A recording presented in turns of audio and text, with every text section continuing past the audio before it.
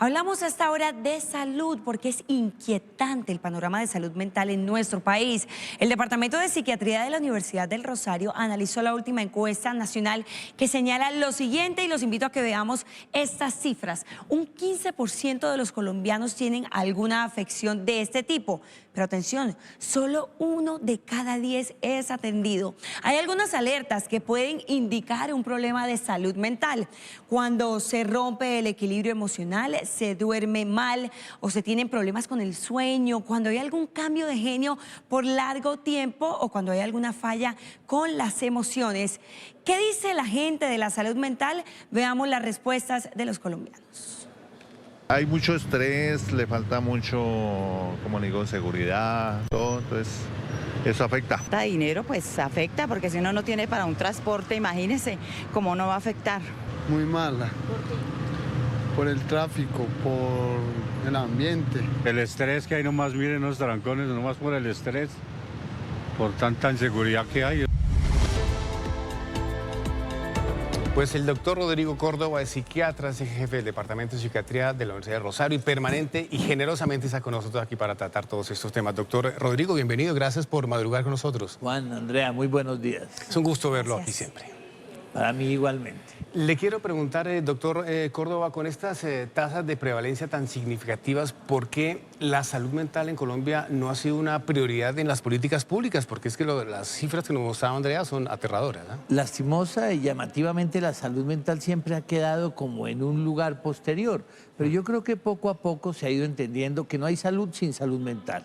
Cuando vemos cifras donde por lo menos casi 1 o 2 de cada colombiano tiene algún impacto sobre su salud mental que incide sobre su calidad de vida, las últimas administraciones han logrado entender que si no logramos generar programas que detecten e intervengan de manera oportuna todos los procesos de salud mental, difícilmente vamos a tener quizás una salud mucho más integral, pero no vamos a construir procesos de país, porque muchas de las repercusiones relacionadas con salud mental están, por ejemplo, con tantas de las conductas violentas del día a día.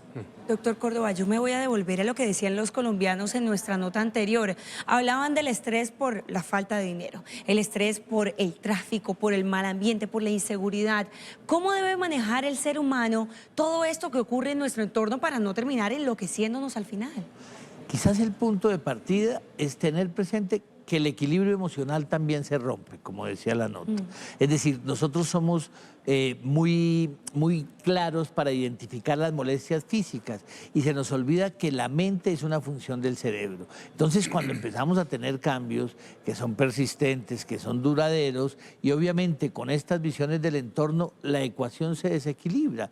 Y si yo empiezo a tener días donde pierdo la calidad del sueño, me torno mucho más irritable, me siento triste, sin lugar a dudas son momentos, así como si tuviera un dolor muscular o un dolor articular, de buscar ayuda. Doctor Córdoba, Andrea mostraba ahora una lista de signos de alerta, por llamarlo así. ¿Qué más le podemos decir a la gente sobre esto? Que cuando vea esas alertas despiertas, ¿qué pasa? Que si hay un cambio en el funcionamiento previo, que si ese cambio se mantiene, es constante, es permanente, se hace duradero y compromete mi funcionamiento diario, es importante que busque ayuda. Muchas veces estas manifestaciones lastimosamente no es como el dolor articular, que lo sentimos y nos lleva a buscar. A veces son las personas las que nos dicen, mire, revise si hay una serie de situaciones de cambio, y ojalá buscar y orientar ayuda. Cada vez se establecen mayores redes, había dificultades, mayores procesos, mayores posibilidades de acceso a ser atendidos por un especialista, por un psiquiatra, por un psicólogo clínico. Oriéntese en ese camino y muy seguramente va a tener cambios y va a retornar a su bienestar y a su salud mucho más integral. Doctor Córdoba, le escuchábamos decir en un seminario que la salud mental era la cenicienta. ¿Por qué específicamente? Lastimosamente, estas cifras no estaban visibilizadas. Por más de que ha habido estudios en el país desde hace más de 10 o 15 años, la salud mental siempre se hizo a un lado, porque se consideraba lastimosamente que era asociada más con la voluntad, que era que las personas deberían poner de su parte, que no se entendía como un problema asociado al gran complejo de la salud, y en ese sentido pues no había programas de atención, había menos especialistas, había menos posibilidades de acceso, porque se consideraba casi un lujo, y ese lujo era de una minoría. Tendría que haber eventos muy dramáticos. Hoy en día se entiende que la salud mental está en la comunidad, en el aula escolar y en muchos de los procesos del día a día. Doctor Córdoba, entre lo que revela esta encuesta de salud mental, aterra que en departamentos del Bichá, por ejemplo, yo me atrevería a agregar el del Baupés, la primera causa de muerte es algo que es aterrador, que es el suicidio. Es uno de Cero las políticas allá en situaciones- esas regiones apartadas. No existe, no hay un psiquiatra, los programas de salud mental prácticamente son inexistentes. En esas regiones del país. Notablemente. Y vemos que las tasas de suicidio, por ejemplo, que el suicidio como tal no es una enfermedad, es un síntoma, es como tener fiebre, pero las tasas de suicidio crecen progresivamente año tras año. Y nosotros sí creemos que cada vez son más dicientes las tasas de prevalencia de salud mental y menos la atención. Entonces, por eso es el incremento en las tasas. Y en estas regiones tan apartadas, los programas no llegan, la posibilidad del acceso a los profesionales es escasa y, sin duda, los brazos del Estado deberían extenderse a todas estas regiones que mucho no necesitan. Doctor Córdoba, una última pregunta, más bien dos. Con mayor. ¿El tema de la salud mental es solo genética o también puede afectar el entorno en el que vivimos? Uno, y dos, ¿cómo hacer o qué recomendaciones nos puede dar para enfrentarnos a este entorno en el que vivimos constantemente y que eso no termine por afectar nuestra salud mental? Es una pregunta muy interesante porque es el objeto de estudio actual. La salud mental es un equilibrio. Hay una carga biológica básica donde la genética es como el sello.